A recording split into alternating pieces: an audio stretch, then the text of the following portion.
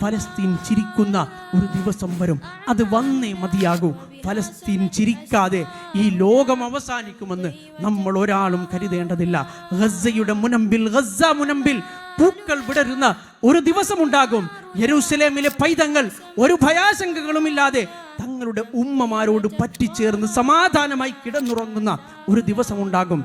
ഹെബ്രോണിലെയും നാബുൽസിലെയും തെരുവുകളിൽ അവിടുത്തെ കുട്ടികൾ സമാധാനത്തോടെ ജലൂല് കളിക്കുന്ന ഒരു ദിവസം അതുമുണ്ടാകും.